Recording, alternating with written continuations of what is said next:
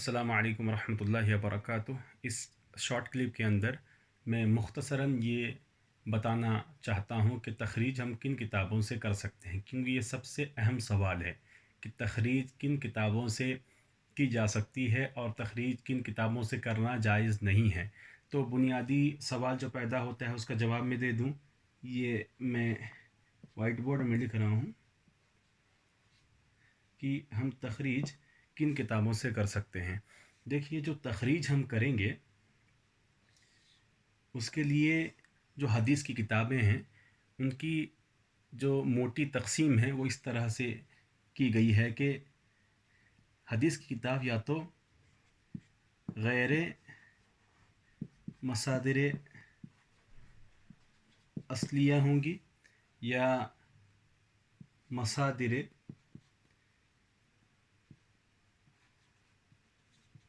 असलिया होंगी। मसादिर असलिया और मसादिर गैर असलिया के बारे में अभी सवाल पैदा होता है। तो मसादिर असलिया से ही तखरीज करना जायज़ है और मसादिर गैर असलिया से तखरीज करना जायज़ नहीं है, यानी नाजायज़ है। इसलिए चूँकि मसादिर असलिया की अगर तारीफ़ हम समझ लें तो हमारा मसला हल है। मसादिर असलिया वो किताबें हैं जिसमें मुसन्निफ़ अपने से लेकर नबी सल्लल्लाहु अलैहि वसल्लम तक जो सनद है उसका सियाक़ किया हो। उसकी मिसाल ले लें, जैसे हम कहें कि बुखारी शरीफ यानी सही बुखारी, इसके अंदर इमाम बुखारी रहिमहुल्लाह ने अपने से लेकर नबी सल्लल्लाहु अलैहि वसल्लम तक सनद को ज़िक्र किए हैं।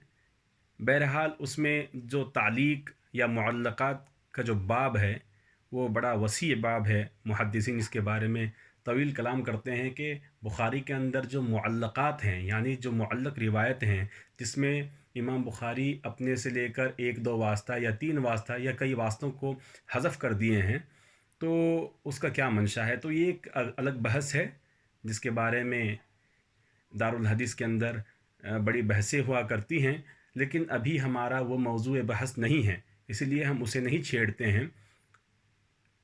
फ़कत इतना जानना चाहिए कि बुखारी में जो भी सही रिवायत है जिसमें इमाम बुखारी अपने से लेकर नबी सल्लल्लाहु अलैहि वसल्लम तक हदीस का सियाक़ किए हैं वही फ़कत सही के अंदर दाखिल है और उसी का नाम सही है। उसके अलावा जो तर्जमतुल बाब है या मुअल्लक़ात हैं ये उनकी तारीफ़ के मुताबिक उनकी सही के अंदर दाखिल नहीं है, वो गैर सही के अंदर दाखिल है। वो फ़वाइद के तहत या कुछ मज़ीद बात बताने के लिए इमाम बुखारी रहिमहुल्लाह ने अपनी सही के अंदर ज़िक्र किया है। इसी तरीके पर इमाम मुस्लिम रहिमहुल्लाह की जो किताब है सही, उसकी मिसाल ले लें। इसी तरीके पर आप सुनन में से सुनन अबू दाऊद को देख लें या तिरमिज़ी देख लें या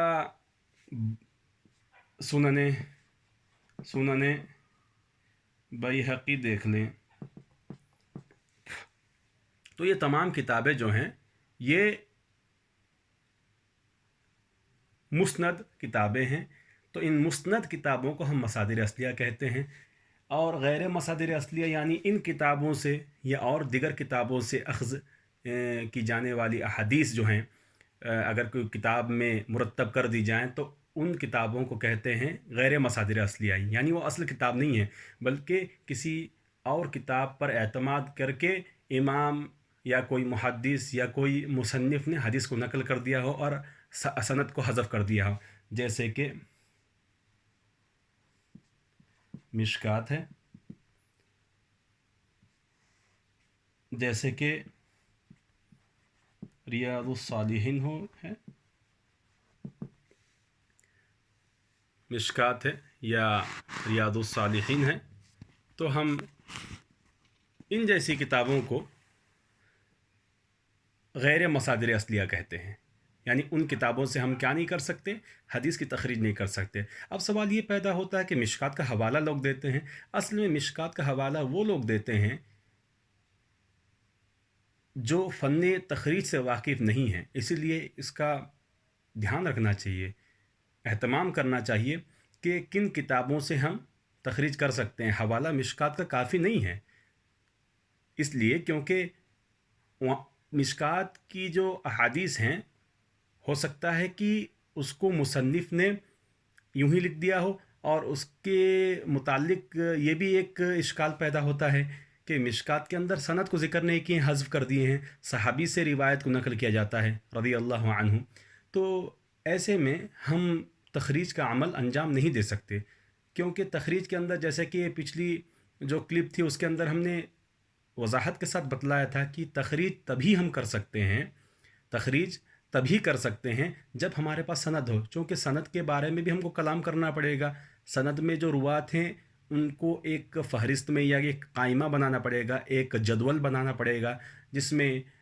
راویوں کے متعلق کلام کیا جائے گا صحتاً یا ضعفاً، اسی پر سند پر صحیح یا ضعیف ہونے کا فیصلہ صادر کیا جائے گا، تو ایسے میں مشکات سے کرنا درست نہیں ہے۔ البتہ اگر احالہ کرنا چاہتے ہیں کہ فلاں حدیث مشکات میں ہے تو یہ آسانی ہو سکتی ہے کہ غیر مصادر اصلیہ سے ہم مصادر اصلیہ تک پہنچ جائیں گے، یہ تو فائدہ ہے کہ غیر مصادر اصلیہ سے ہم مصادر، مثال کے طور پر اگر مشکات کے اندر جیسے کہ عموماً 3 ابواب قائم کیے گئے ہیں، تو عموماً جو پہلا باب ہوتا ہے اس میں بخاری مسلم کی روایتیں ہوتی ہیں، تو یہ ہو سکتا ہے کہ ہم مشکات کے ذریعے سے ہم بخاری تک پہنچ جائیں۔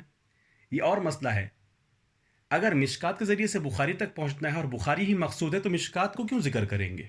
تو اسی لیے ہم جو نقل کریں گے اور کتابوں سے جو حدیث کو ہم لیں گے تو یاد رکھنا چاہیے کہ وہ مسند روایتیں ہوں۔